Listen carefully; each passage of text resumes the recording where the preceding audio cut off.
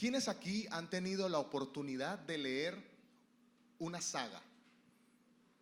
Una novela, una saga. Levanten la mano. ¿Quiénes han tenido la oportunidad? Qué bueno. Por nombrar algunas, ¿no? Por nombrar algunas. Está la saga del Señor de los Anillos, ¿verdad? Sí, esa es la trilogía, le llaman, ¿verdad que sí? Sí, de J.R.R. Tolkien.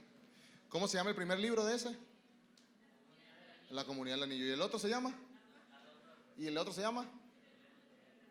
Y El Retorno del Rey. También hay otro escritor muy famoso que se llama C.S. Lewis. Es cristiano, para los que no saben. Es un gran apologeta, sí, defiende la fe. Y además es un gran escritor. Y ha escrito la saga, ¿cuál saga? Las Crónicas de Narnia. ¿Cuántos libros son? A ver. 7 libros. Muy bien. ¿Cuáles son esos 7 libros? El sobrino y el mago.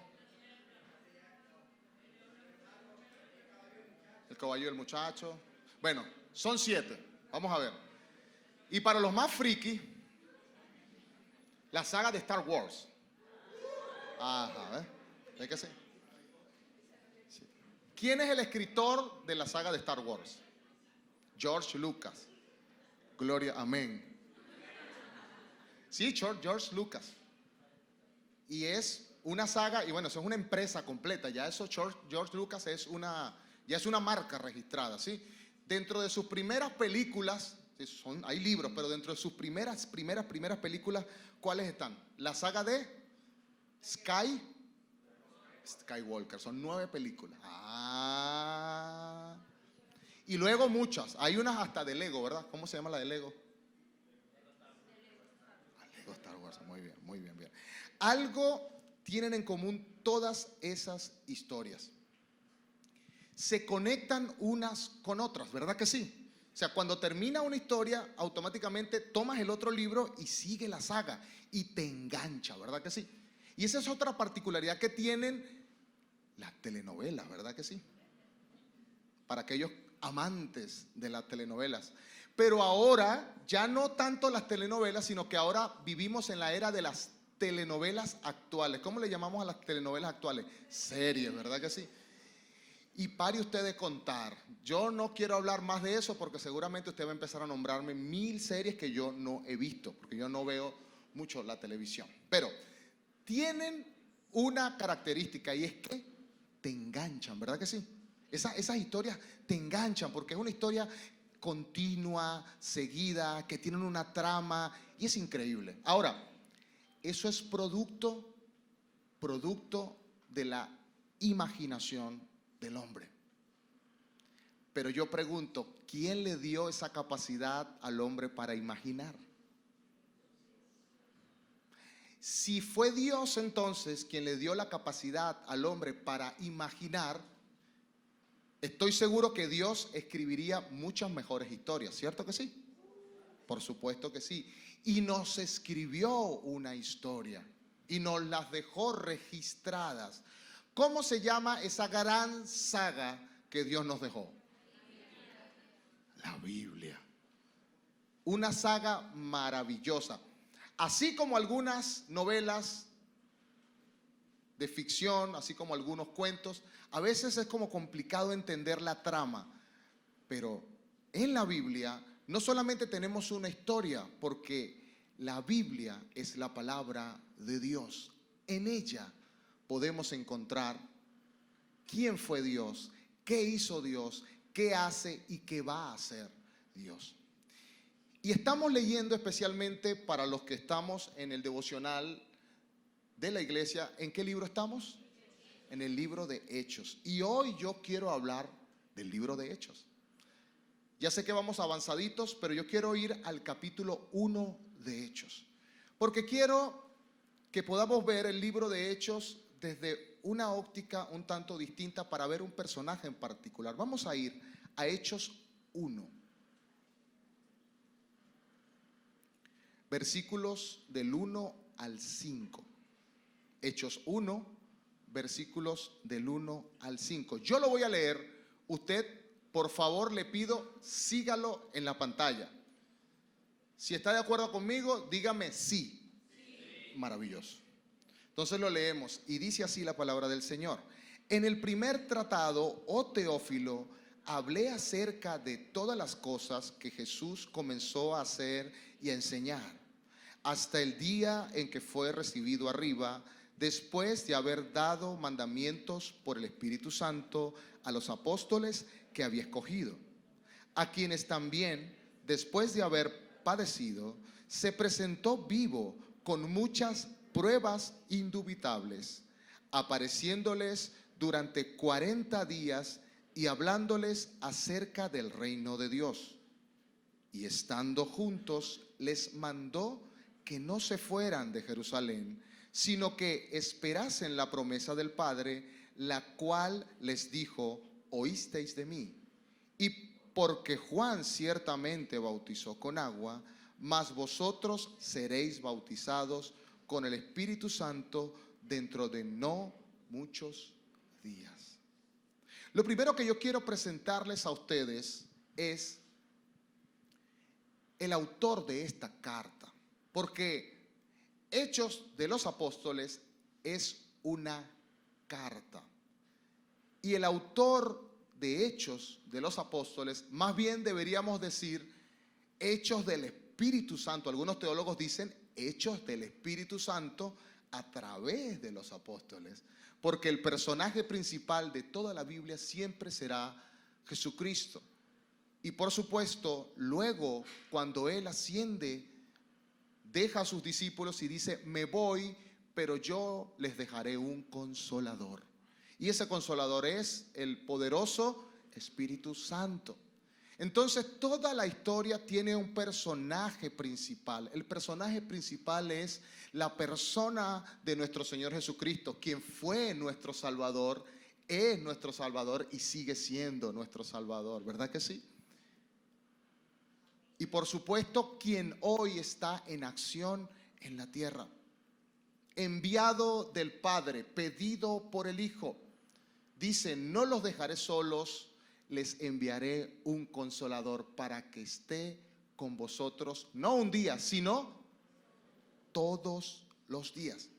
Cuando yo comienzo a leer, y voy a centrarme solamente en los primeros versículos, este libro habla especialmente de la acción del Espíritu Santo, cómo recibimos el Espíritu Santo, cómo descendió el Espíritu Santo sobre los apóstoles, sobre los que los estaban esperando. Y por supuesto que tendremos mucho más tiempo de hablar acerca del personaje principal, pero yo hoy quiero hablar acerca del autor de esta carta y a quién va dirigida. Fíjense que es una carta tal cual, es un libro.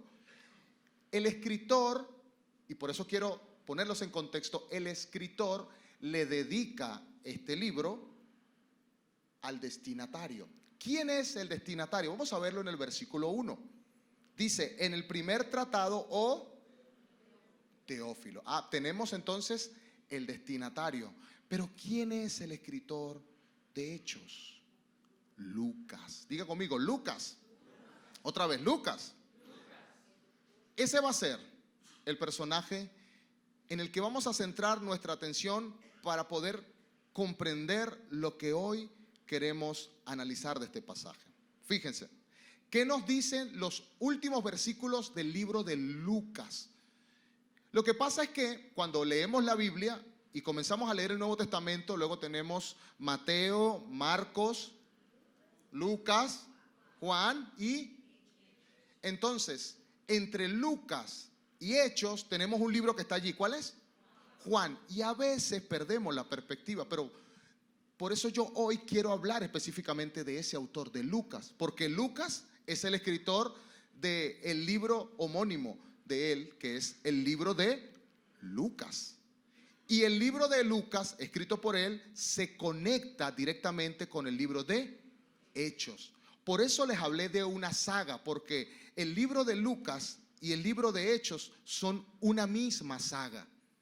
Cuando tú terminas de leer Lucas, automáticamente te conecta con el libro de Hechos. Vamos a ver lo que dice el final del libro de Lucas. Lucas 24, 51 al 53. Lo tenemos allí y lo leemos juntos a la cuenta de 1, 2 y 3.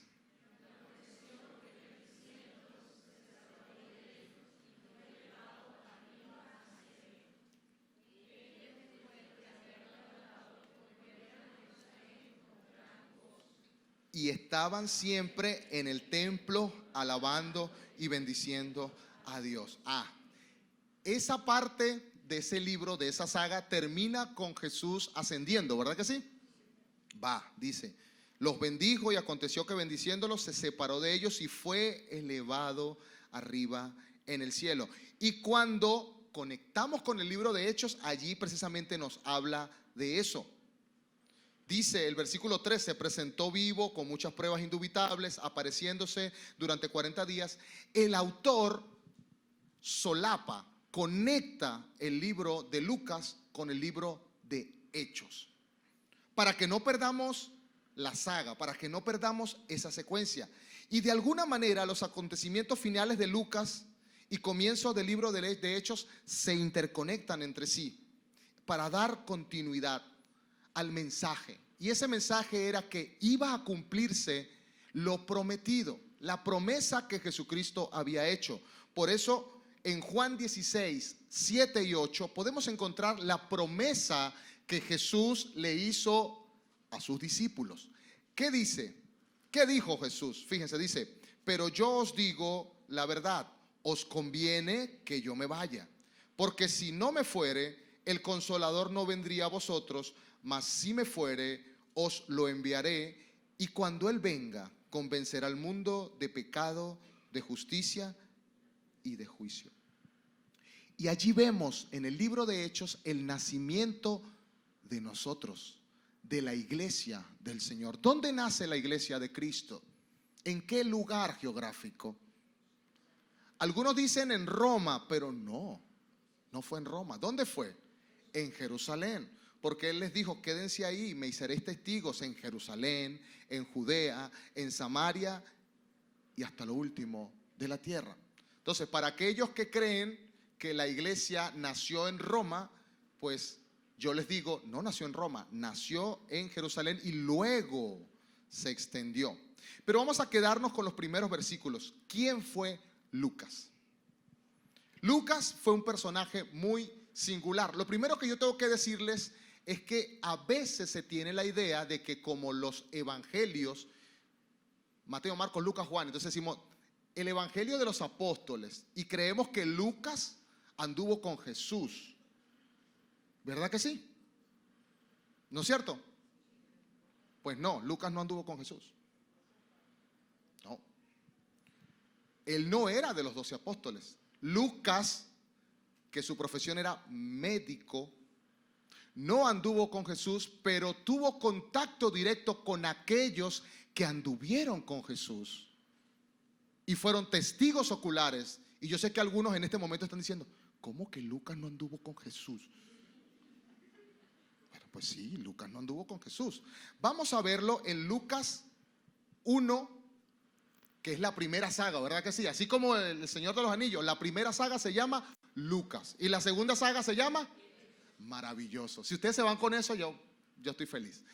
¿Qué dice el capítulo 1 de Lucas? Vamos a leerlo, preste atención. Dice, del 1 al 4, puesto que ya muchos han tratado de poner en orden la historia de las cosas que entre nosotros han sido ciertísimas, tal como nos lo enseñaron los que desde el principio lo vieron con sus ojos. A Lucas le contaron, ¿verdad que sí? ¿Están viendo allí, cierto? Si están de acuerdo, dígame, sí. Maravilloso.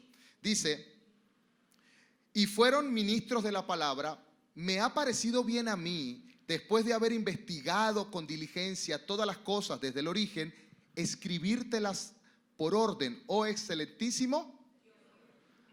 Tenemos al mismo personaje en Lucas y tenemos al mismo personaje en Hechos. Si ven que es una saga completa. Él le está enviando este libro. ¿A quién? A Teófilo. No pierdan los personajes, a Teófilo. ¿Ok? Y dice, para que conozcas bien la verdad de las cosas en las cuales has sido instruidos. Y vamos a ver entonces lo que dice Hechos 1. Cuando comenzamos a leer, dice, en el primer tratado o... ¿Qué tratado es ese? Cuando dice tratado es en el primer libro que yo te escribí, ¿verdad que sí? Yo te conté esto, cómo Jesús caminó, cómo Jesús anduvo, cómo Jesús hizo milagros, cómo Jesús, todos los detalles. Ahora yo te voy a contar acerca de la iglesia, la acción del Espíritu Santo, cómo fue. Y arranca el libro de Hechos. Por eso decimos Hechos del Espíritu Santo a través de los apóstoles. ¿Estamos de acuerdo? Sí. Ya sacamos una idea. Recuerden que estamos impregnados de una cultura popular y a veces creemos, no, entendemos la Biblia por la cultura popular. No, Lucas no fue discípulo, Lucas fue testigo ocular. Se conectó con aquellos que sí fueron testigos oculares. Él, a través de los ojos de esas personas, pudo comprender, indagar, buscar, escribir y luego compartirlo. ¿Con quién lo compartió? Con Teófilo. Muy bien, no pierda de vista. Ahora, Lucas, quiero decir varias cosas particulares de Lucas. Una característica de Lucas es que no era judío. No era judío. Él era gentil. Para los judíos, los gentiles eran guácala. La chusma.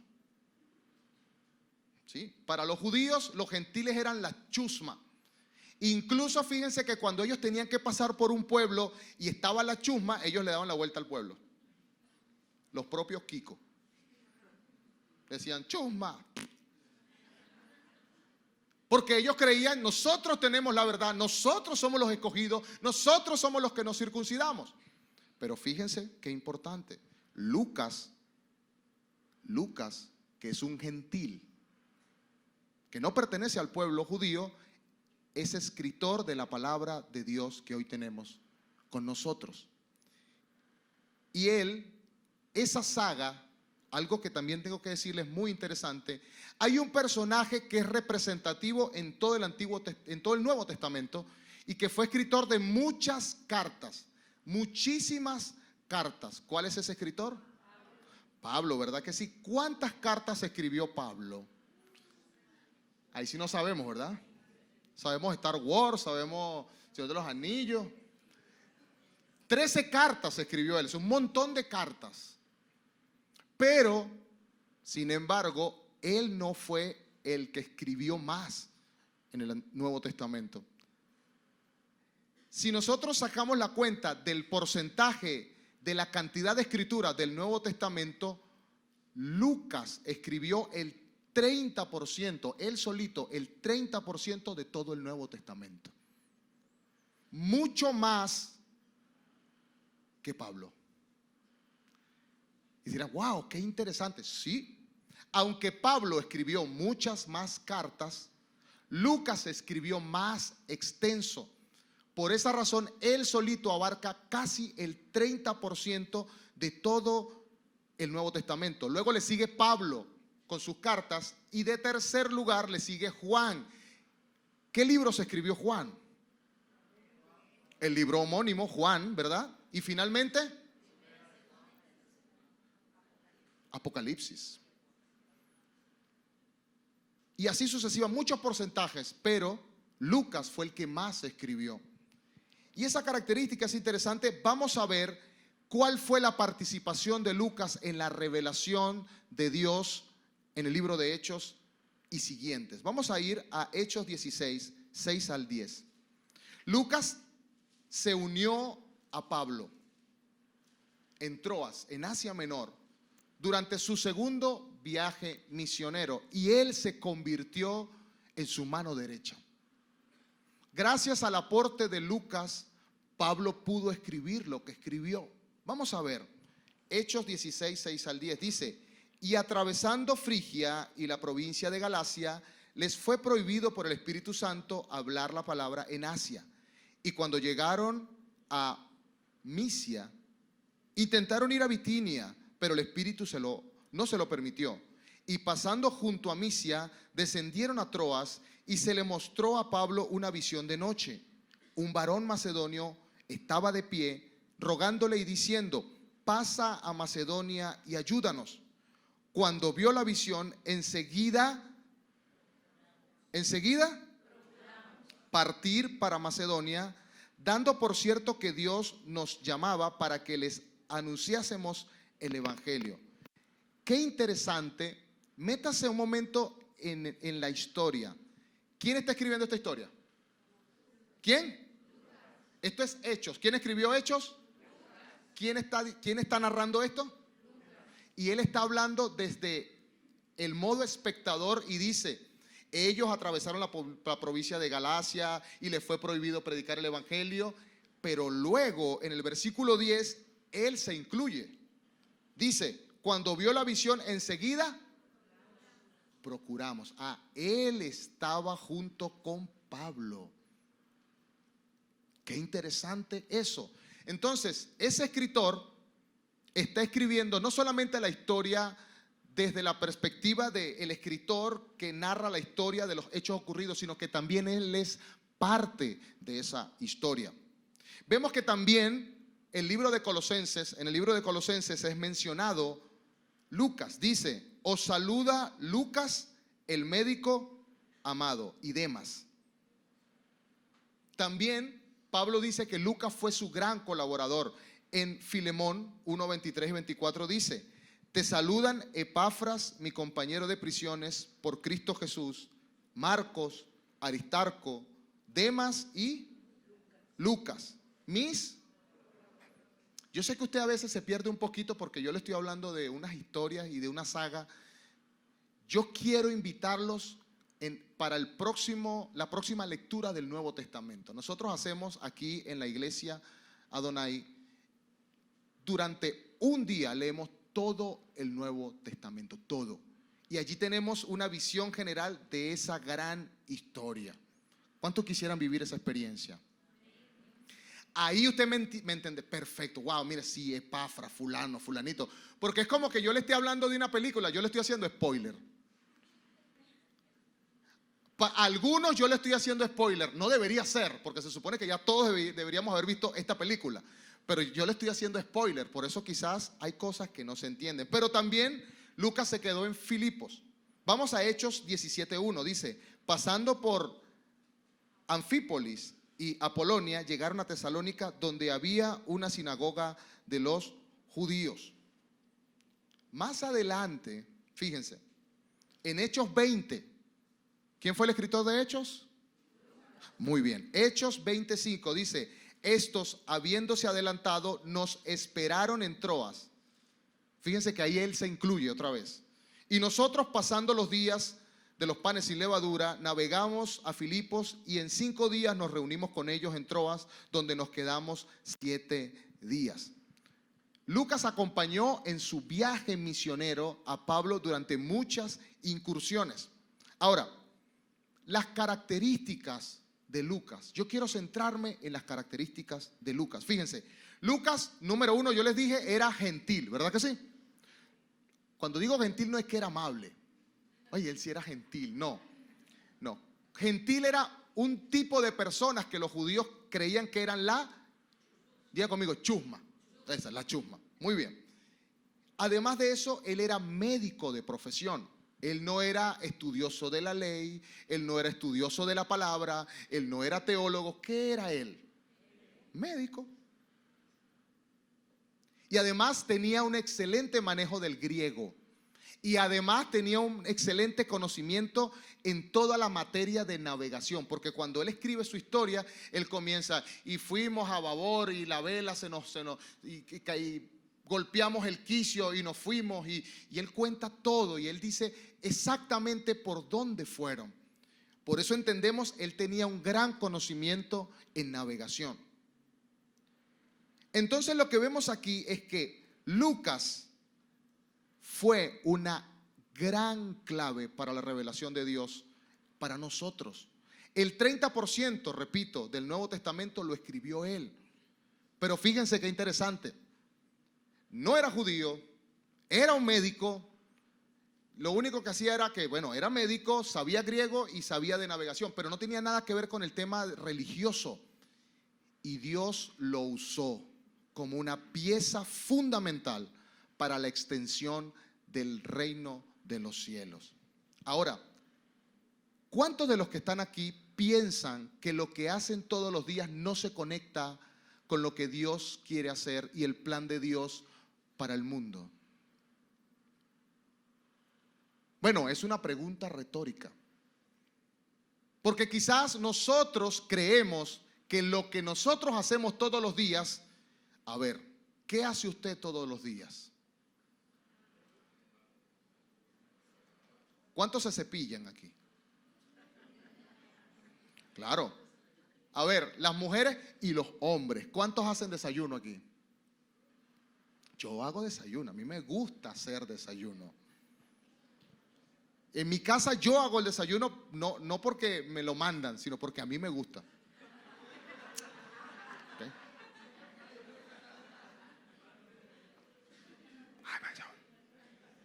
No, en realidad a mí me gusta mucho hacer el desayuno. Tengo unas asignaciones en mi casa. Cuido a mis hijos, cuido de mi esposa, cuido de mi hogar. Algunos de ustedes van a su empresa a trabajar, ¿verdad que sí? Algunos de ustedes van a su universidad a estudiar, ¿verdad que sí? Algunos estudian para el examen, algunos van a hacer algún trámite, alguna diligencia, algunos limpian la casa. ¿Cuántos limpian su casa? Ahí los hombres. Y que los hombres no dije. Da como cosa. No. Nosotros no tenemos problema con eso. Nosotros ayudamos y colaboramos. ¿Verdad que sí, hombre? Sí, pero tienen que decirlo fuerte. Sí, ¿verdad que sí, hombre? Sí. Eso, ve que sí. Y las mujeres ahorita ¿qué?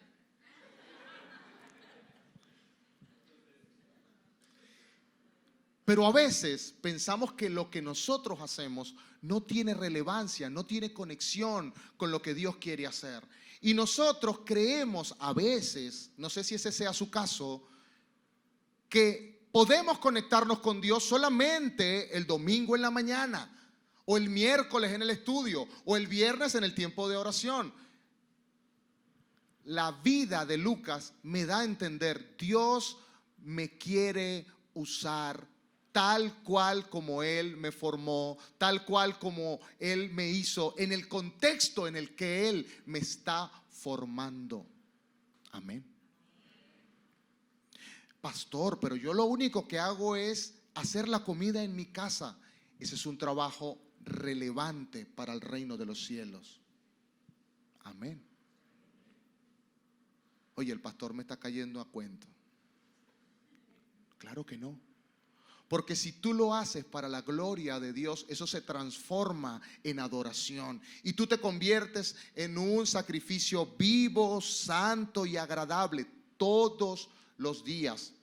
Tenemos a un Lucas que no conocía mucho de la palabra, que por supuesto creyó en el Señor, tuvo un nuevo nacimiento, pero Dios lo usó tal cual como él era, con su profesión de médico. Y aquí hay muchos que tienen distintas profesiones. Son médicos, son abogados, son arquitectos, son empresarios, son comerciantes, son mil cosas.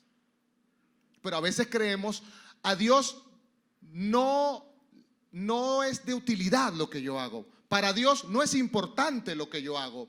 Y Lucas, cuando veo la vida de Lucas, yo me lleno de alegría porque digo, wow, lo que yo estudié sí es relevante.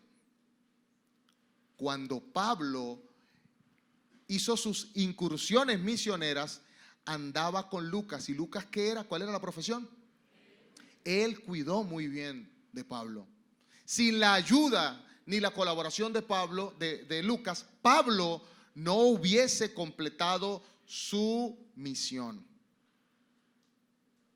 Y Lucas, siendo médico, registró y nos dejó, por inspiración de Dios, la historia revelada en la palabra. Y aquí hay una premisa importante.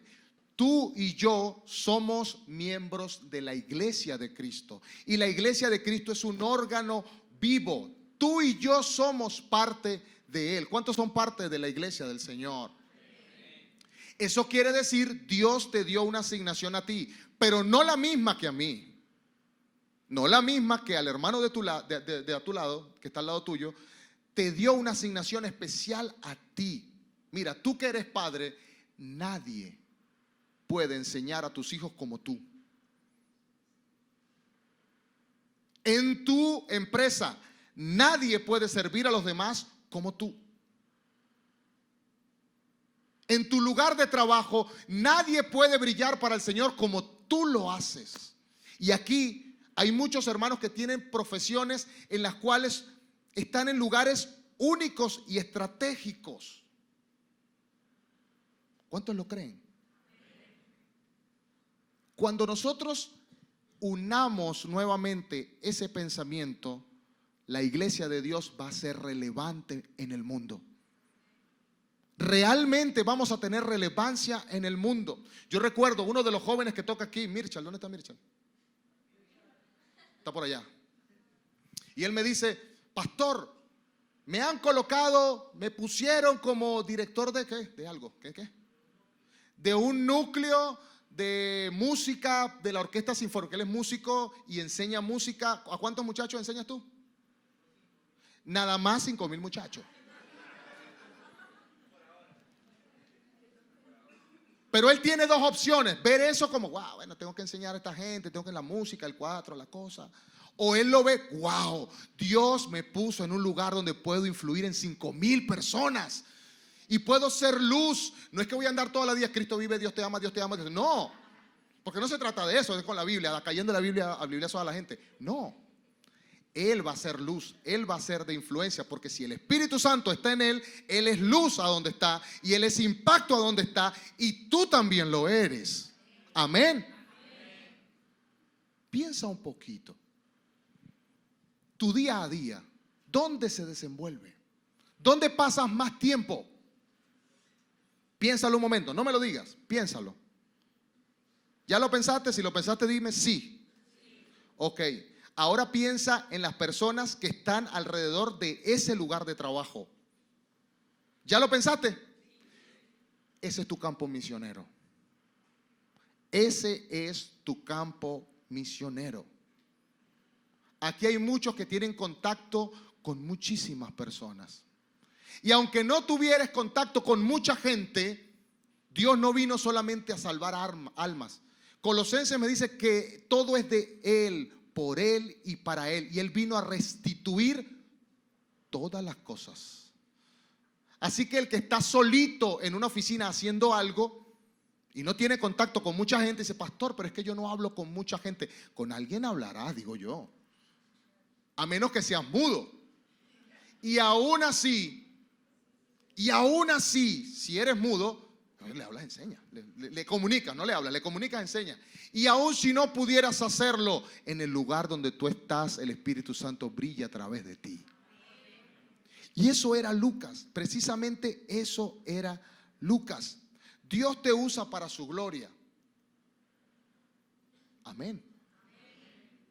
Solamente necesitas entenderlo y creerlo. Imaginen por un momento a Lucas. Lucas recibió la gracia del Señor, recibió el Espíritu Santo, recibió del Señor y dice: wow, gloria a Dios, gracias Señor porque soy salvo. Y sigue haciendo su cosa normal, como que nada pasa con él.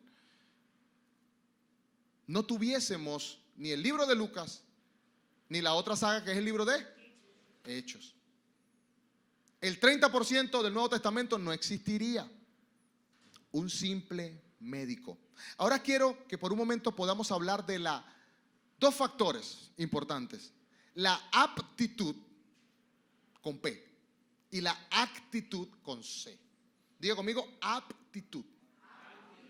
Pero tiene que hacer aptitud. Muy bien. Y actitud. Tiene que hacer actitud. Son dos cosas diferentes. La aptitud es la medida de la capacidad de hacer cosas. La aptitud.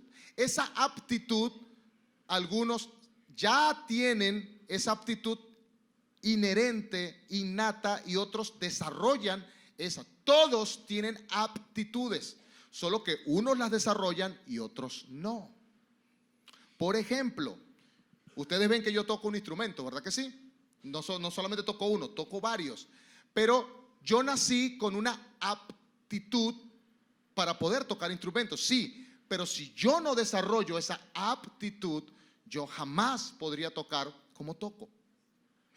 ¿Cierto que sí? Hay muchas profesiones aquí. Los médicos. ¿O es que la gente nació ya con el bisturí en la mano y que voy a cortar a la gente? No. Pero tiene una habilidad con la mano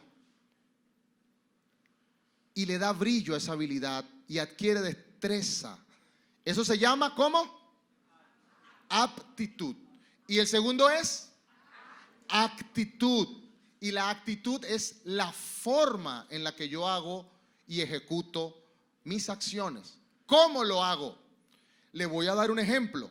Si yo tengo que ir de aquí hacia allá, pregunto, ¿yo puedo hacerlo? De aquí hasta allá, ¿puedo hacerlo? ¿Por qué puedo hacerlo? Porque tengo piernas. Mis piernas forman parte de mi aptitud. Si tengo la medida de la capacidad, puedo caminar, ¿verdad que sí? Esa es la aptitud. Pero la actitud, ¿cómo es? La manera en la que yo lo hago. Yo puedo hacerlo feliz, alegre, sonriendo. Dios te bendiga, ¿cómo estás? Dios te bendiga, ¿cómo estás? O yo puedo hacerlo así.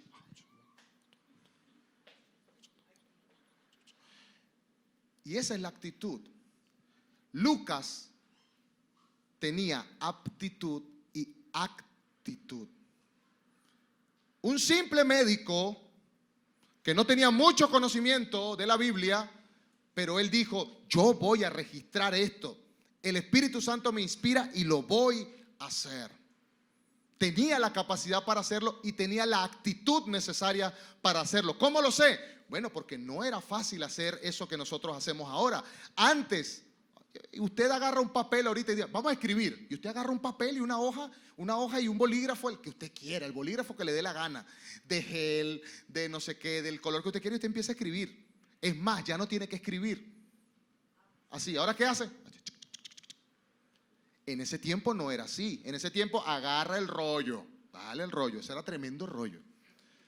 Agarra el rollo y vamos a poco. Sin embargo, él tuvo la pericia, él tuvo el empuje y la actitud necesaria para lograrlo. Ahora, una cosa, imaginemos a Lucas sin el conocimiento, las destrezas y las habilidades. Pregunto, ¿Dios lo hubiese usado como lo usó? Si él no hubiese sido médico, ¿Dios lo hubiese usado como lo usó?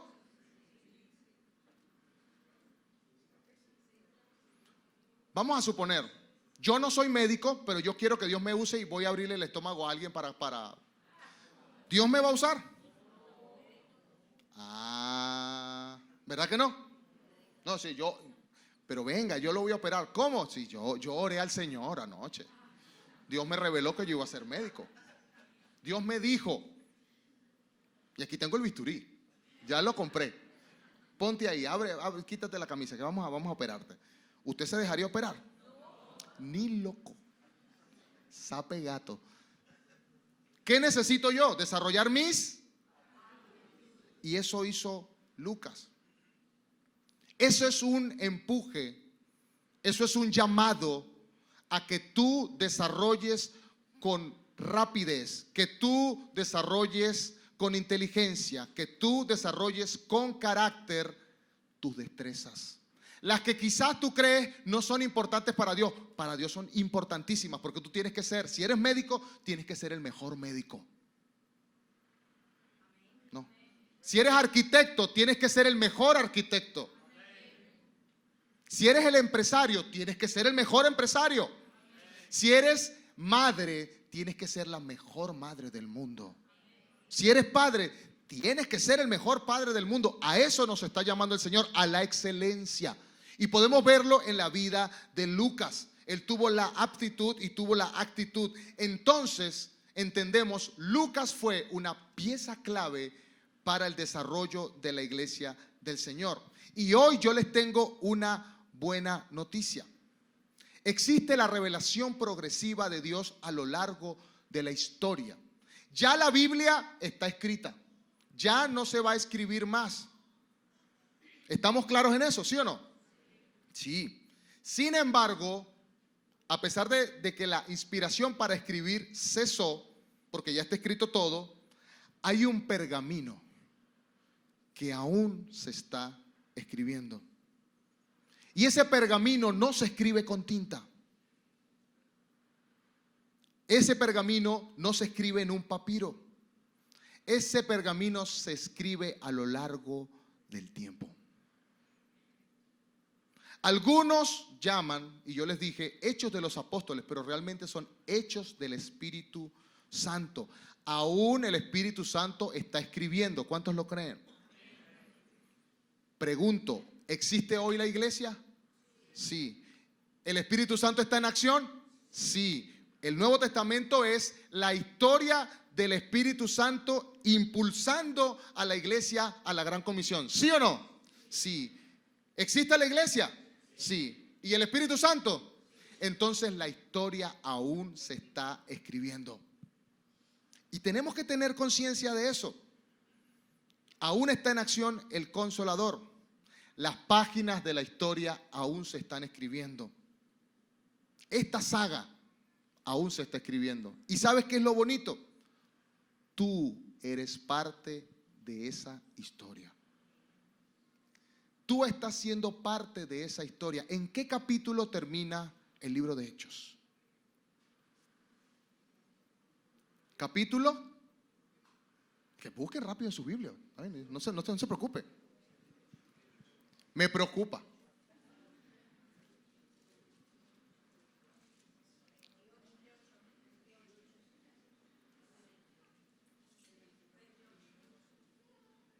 Hoy, ya casi para terminar, tú eres parte, escúchame bien esto que te voy a decir, tú eres parte del capítulo 29 de Hechos. Amén. Tú, óyeme bien, tú eres parte de esa historia que todavía Dios está escribiendo. Yo me imagino cuando yo hago, cuando yo actúo, cuando yo visito, cuando yo trabajo, yo me imagino a Dios escribiendo la historia, porque la historia es su historia. Lamentablemente nosotros en español tenemos un solo nombre para eso, historia. Pero en inglés existen dos palabras: history and story. ¿Es correcto?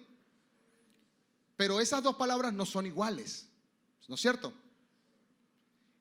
Story, que comienza con S, es como una historieta. Pero history, el origen de esa palabra, el history, es his story, su historia. ¿La historia de quién? La historia de Dios escribiendo con su mano en nuestra vida, en el mundo, la acción de la iglesia. ¿Y quién es la iglesia? Ponga su mano aquí y diga yo. Ponga su mano aquí y diga yo. Entonces tú eres parte de ese capítulo 29 de Hechos que aún se está escribiendo. ¿Puedes creerlo? Dile que está a tu lado, créelo. Quiero concluir con las 3 ideas fundamentales para ti. Número 1, no, escúchame bien, no menosprecies el talento y el don que Dios te ha dado. Si en algún momento tú menospreciaste el talento que Dios te dio y dices, no, pero es que Dios no puede usar esto. Yo te digo de parte de Dios, no por mi boca, sino por su palabra, que Dios te creó a imagen y semejanza de Él. Por lo tanto, Él es tu creador y Él sabe exactamente qué tenía que colocar en ti para que tú seas luz en este tiempo. ¿Cuántos lo creen? Por esa razón, no menosprecies lo que Dios te ha dado. No menosprecies donde Dios te ha colocado. Algunos dicen, pero ¿por qué nací en Venezuela? Porque Dios quería que nacieras aquí para que seas luz aquí. Amén. Mira lo que dice Romanos 9:20. Mas antes, oh hombre, escucha esto, ¿quién eres tú para que alterques con Dios? ¿Dirá el vaso de barro al que lo formó, ¿por qué me has hecho así? ¿Le vas a decir tú a Dios cómo tenía que hacerte? ¿Le vas a decir tú a Dios a dónde te tenía que hacer nacer? ¿Puedes tú decirle a Dios, ¿por qué me diste los padres que me diste? ¿Por qué vivo en la casa que vivo? Dios tiene control de todo. Dios está escribiendo tu historia, nuestra historia. Así que no menosprecies el talento que Dios te ha dado, porque Dios ese talento lo va a usar para su gloria. Amén. Te lo repito nuevamente. Ese talento que Dios te dio, sea el que sea, no es tocando aquí, no es a veces nosotros nos dejamos llevar por eso. No, el talento que Dios. Mira, hay gente que tiene un talento para darle una palabra muy linda a otro. ¿Sabes que a veces esas pequeñas acciones son las que componen esa gran historia? Cuando tú pasas al lado de alguien y le dices, hermano, te bendigo, te abrazo. Ese abrazo que tú das es el abrazo de Cristo en ti, que se lo compartes a Él y tú estás siendo parte de la historia. Amén. Una persona que fue abrazada en un momento, recobró ánimos. Mire, hay gente que a veces está a punto de suicidarse y lo único que necesita es un abrazo de amor sincero. Y Dios usa a una persona que lo hace. Y no sabemos cuántas personas Dios ha librado de la muerte con tu acción. Ese Dios te bendiga sincero y de corazón. Ese acto de amor que tú haces con tu hijo al hacerle desayuno. Ese acto de amor que tú haces como hijo al bendecir a tu padre. Todo eso configura la historia que Dios está escribiendo aún. ¿Cuántos lo creen? Y en segundo lugar, recuerda esto, tú eres único en este mundo. Al igual que Lucas, nadie podía hacer la obra que Lucas hizo, o nadie podía dejarse usar como Lucas para el establecimiento del reino de Dios. No sé si me explico. Miren, a veces hay un concepto que dicen, si tú no quieres hacerlo, Dios lo va a hacer con cualquier otra persona. Dios no se para. Sí, es verdad. Dios va a buscar a otro. ¿Es verdad o no es verdad? Sí, es verdad. Si alguien no quiere hacer la obra, Dios va a buscar a otro para que se haga, ¿sí o no? Sí, pero nadie como tú. Nadie la va a hacer como tú. Si tú no amas a tu hijo, sí, a alguien le dará amor, pero nadie como tú.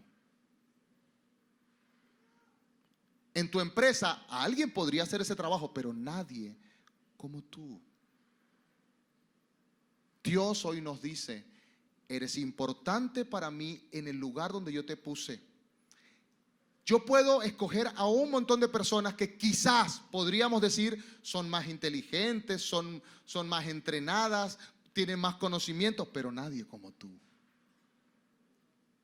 Nadie como tú. ¿Cuántos cambiarían a su mamá?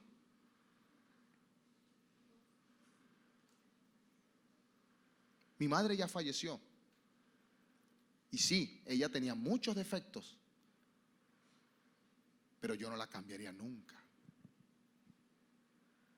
Y así, con ese amor, Dios te dice hoy, en el lugar donde tú estás, yo te quiero ahí y yo no te voy a cambiar, no te cambiaría nunca, por nadie. Así que no te compares, eres único. Amén. Dile que está a tu lado, eres único, eres único, eres único. En tercer lugar, el llamado es a que desarrolles tus habilidades. Cuando tú entiendes que lo que tú haces es para la gloria de Dios, tú quieres estudiar más, tú quieres conocer más, tú quieres trabajar más, tú quieres servir más, tú quieres amar más. Amén. Desarrolla tus habilidades. Al igual que Lucas no fue médico de la noche a la mañana, oró, ayunó 2 días y ya médico. No, él estudió. Él estudió. Cuando iba a presentar el examen no dijo, Señor, ayúdame, ayúdame, ayúdame. Yo no estudié, pero ayúdame, ayúdame. Esto no funciona. Para los universitarios aquí presentes, yo fui universitario, no funciona. Dios me ve desde arriba y dice, no estudies para que tú veas. Tienes que estudiar. Dios nos llama hoy a ser los mejores porque somos la luz de Cristo. Amén. Finalmente, confía en el poder del Espíritu Santo. ¿Qué dice Hechos 1:8? Y recibiréis poder cuando haya venido sobre vosotros el Espíritu Santo. Entonces nosotros tenemos todas las características que Dios nos dio, todos los defectos, todas las virtudes, y Dios va a usar todo eso, los defectos y las virtudes, y además de todo eso lo mete en un gran paquete y lo baña con su poder, el Espíritu Santo, en tu vida. No hay manera de no triunfar. Es imposible. Si tú tienes al Espíritu Santo dentro de ti, no hay manera de que falles. Amén. En todo lo cuanto tú emprendas, no hay manera de que falles si tú tienes al Espíritu Santo dentro de ti. Miren, el Espíritu Santo, para resumirlo, es el poder más grande del universo y tú lo tienes dentro de ti. Si Dios con nosotros, ¿quién contra nosotros? Por eso finalmente encierro todo diciéndoles: el poder del Espíritu Santo está en ti para hacer la obra. Lo que te falte, no importa. El Espíritu Santo lo va a completar. Porque Él dice que Él se perfecciona en nuestra debilidad. Así que yo te invito, ponte en pie. Ponte en pie.